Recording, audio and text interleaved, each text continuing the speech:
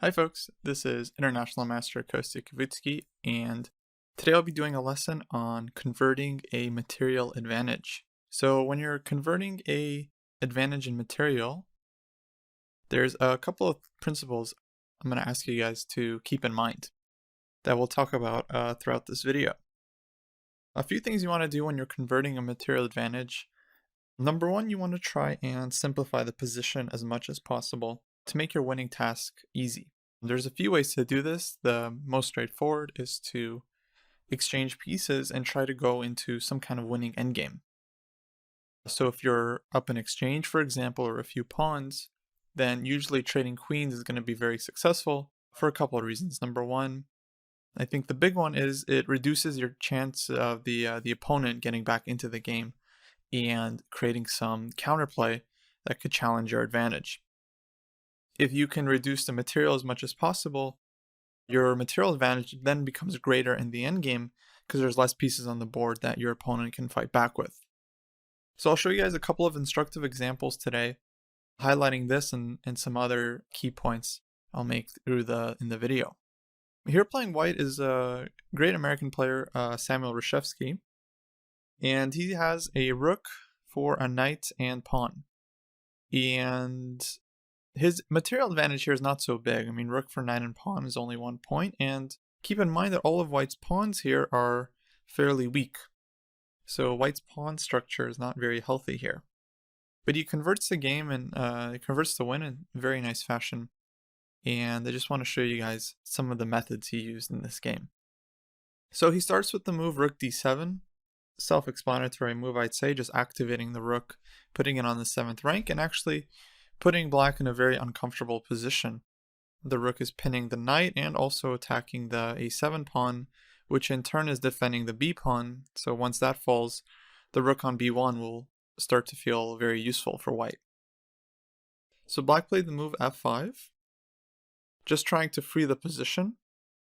White takes, queen takes, and this allows white to trade queens, which of course normally he wants to do. Now, here I want to make a quick point in that you don't always want to exchange queens when you're up material. In this case, white has a good and winning endgame, so exchanging queens makes sense. But sometimes the endgame is not winning for you, in case your opponent can build some kind of fortress. And you have to keep that in mind that in not all cases do you want to exchange pieces. Sometimes keeping more pieces on the board will increase your winning chances. So you do have to judge it by case basis, but I'd say for the most part, trading pieces will be to your advantage, with some exceptions. Now here white has a choice of moves, and I think Reshevsky plays clearly the strongest move, rook f1. His idea is to pin the knight along the f-file, and now black will be forced to trade his rook for white's rook, leaving white with a rook versus a knight. A quick point here about playing rook versus knight or rook versus bishop. The stronger side almost always wants to exchange their rook for the opponent's rook. And simply for the reason that after the rooks are exchanged, black won't have a rook, to use and create counterplay. So the rook's advantage over the knight will be more obvious when these are the only two pieces on the board. So this wasn't the only move. White could simply have captured the pawn on a7 as well. Maybe black takes the pawn on g3. And white can even take on b6, and black will take the pawn on h5. And this position is surely winning for white as well. He has two very strong rooks, and he can push the a-pawn and try to queen it. But it seems like this would have been some kind of unnecessary complication. And typically you want to make your winning task as easy as possible.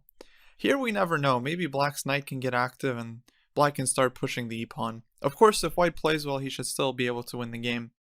But you really just want to make things as simple as possible for yourself. And in some cases, it won't always be so clear. So if you can avoid giving your opponent counterplay, you should try to go for this as much as possible. So that's why I really like the move rook f1. It guarantees a trade of rooks, and white's rook versus black's remaining knight will be very, very strong.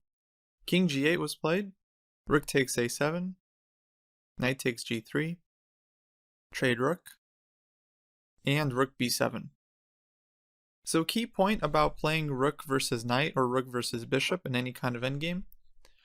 Your main goal is to create a passed pawn and to support it with your rook and with your king if necessary. Especially knights are very bad at dealing with passed pawns, especially outside passed pawns or pawns on the A and H files, also known as rook pawns. Because the knight is very bad at defending against the rook pawns, here white's A pawn is going to decide the game. So black try check, takes a pawn. Now black has 2 pawns for the exchange, but white picks up another pawn, and rook a6. And he starts pushing the A pawn. Knight b2, white doesn't really care about the c4 pawn. He only needs 1 pawn to win the game, and here black simply resigned. The point is that the king is too far away and the knight just won't be able to defend against the A pawn. So for example, black can try to bring the king in, but sooner or later, white's pawn is simply going to promote rook b8, and that's it. We simply take the knight next move, make a queen, and win the game. So I thought this was a very nice example of how to demonstrate good technique in an endgame where you're up in exchange. You try to trade pieces, create a passed pawn, and try to make your task as simple as possible. So now we'll move on to the next example. This next game is by 2 very strong players. Playing white is Grandmaster Yasser Seirawan, and playing black was the current world champion at the time, Anatoly Karpov. So this game was back in 1982. Here playing black, Karpov actually makes a tactical blunder with the move c5. And he completely overlooked that white has the move rook e3, skewering the queen and rook, and forcing black to play bishop e6 in order to save the rook, which leaves the knight on a6 unprotected to white's queen. And so white is winning a piece. Finding some compensation for the piece, Karpov did have the move c takes d4, with the idea that if white takes with the knight on d4, black will have queen b4 check, picking up the loose knight on d4. So black is getting some compensation here for the piece, because now this idea of queen b4 check is very annoying for white, whose king is still stuck in the center. So white played the move rook b3, only move really, saving the rook and defending against queen b4 check, and black played bishop f5. So this game was very clean from white's perspective. He has an extra piece for 1 pawn, but he has some dynamic issues to solve with the king still being on e1. And I really like how Seirawan here manages the issues with the position while keeping material on the board, or I should say his extra material. So he plays bishop g2, simple enough, he just wants to castle. And black plays bishop c2. Now white has kind of an issue here, because if he plays the move rook a3, this would allow queen b4 check, and queen takes b2. And now black has won a second pawn, and white has forfeited the castling rights, not to mention that this queen on b2 is ready to come to c1 with check. The d pawn might join the game, the rook on the e file is very active, the bishop is very strong. Black definitely actually has some very serious compensation here, because white's pieces are all completely not coordinated. So Seirawan makes a very practical and smart decision and decides to give back some material with the move knight takes d4. So he takes the pawn and allows black to win back the exchange. After these 2 moves, white now has 2 minor pieces versus a rook, which isn't such a huge material advantage, but keep in mind that the pawns are equal, so white is up a little bit of material. And when the 2 pieces are coordinated, especially in the middle game, they are much stronger than the rook.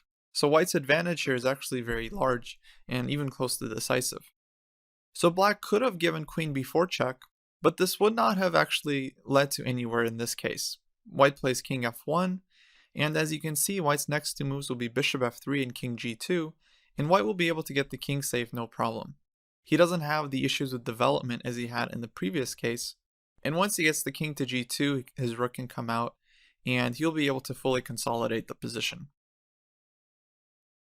So black decided not to give the check. Instead, Karpov chose to play rook c8 and just activate the rook.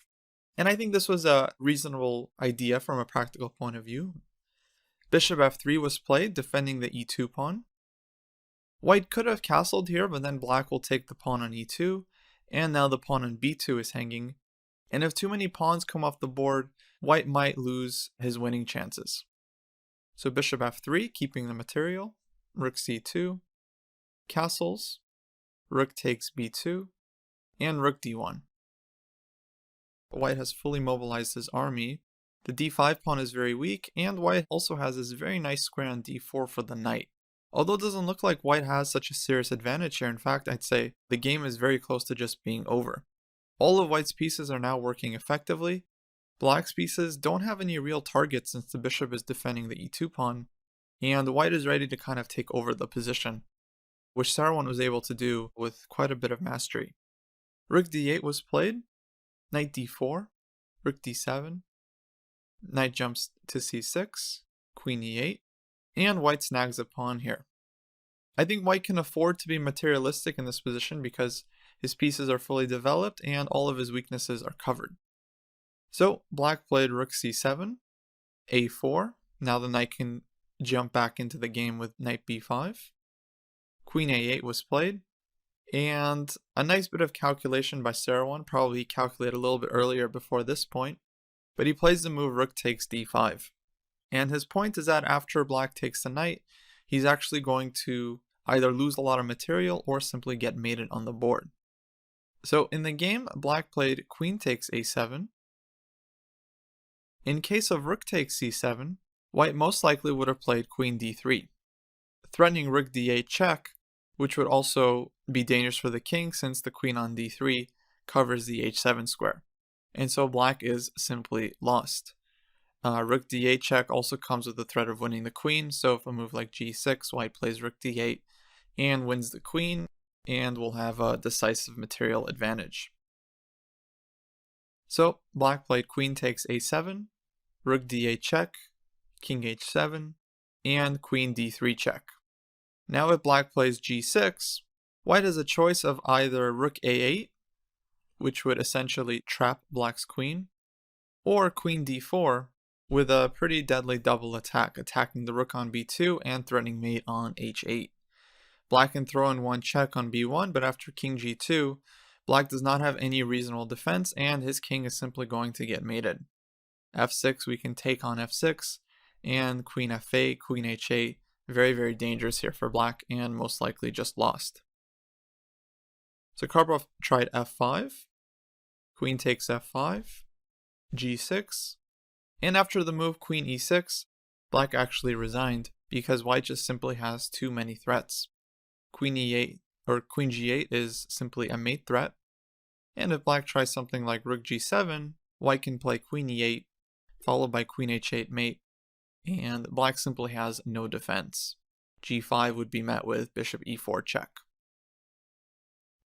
I really like this game because it just shows that when you do have the extra material, it's not 100% necessary to keep all of it. In fact, a lot of times a nice and winning strategy is to give back some material in order to consolidate the position and make sure all of your pieces are getting into the game.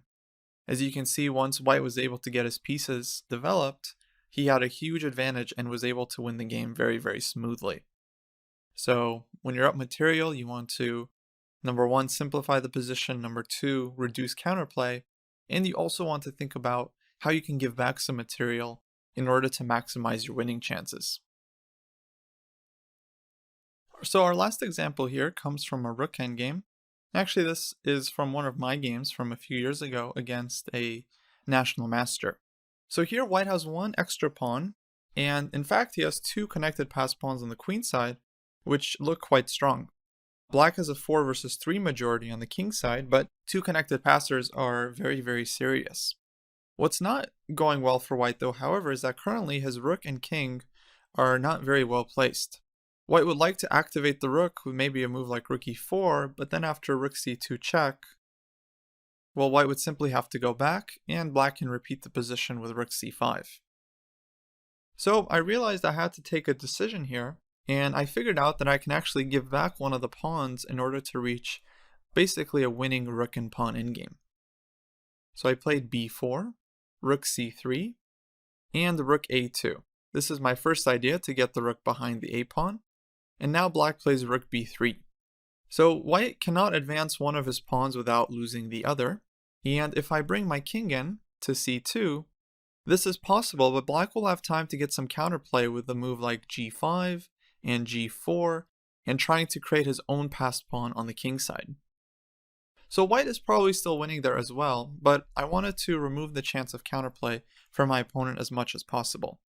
So I started with king e2, g5 was played, and here I decided to give back the extra pawn and play the move a4. So with my rook on a2 behind the passed a pawn, this is actually the ideal placement of the rook. And this is something I'm familiar with because I've studied a few rook endgames, and it's a common notion that a rook behind the passed pawn is a very, very good feat for white here.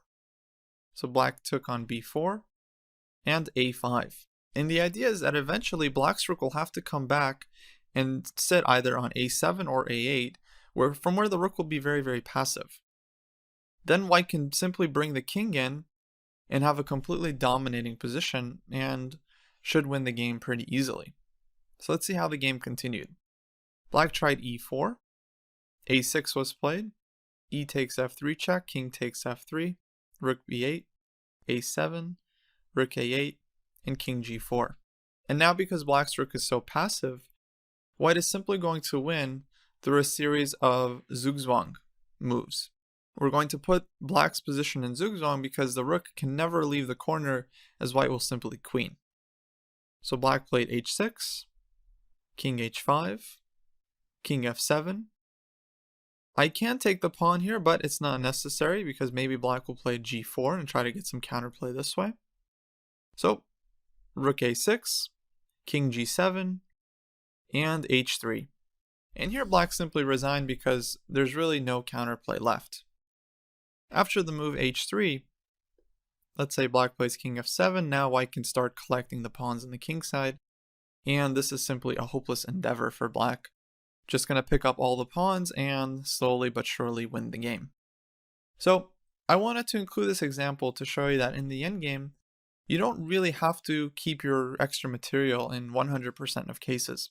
A lot of times you should look for some kind of endgame that you know is going to be winning or give you very good winning chances, in a position where you know that your opponent's not going to have much counterplay.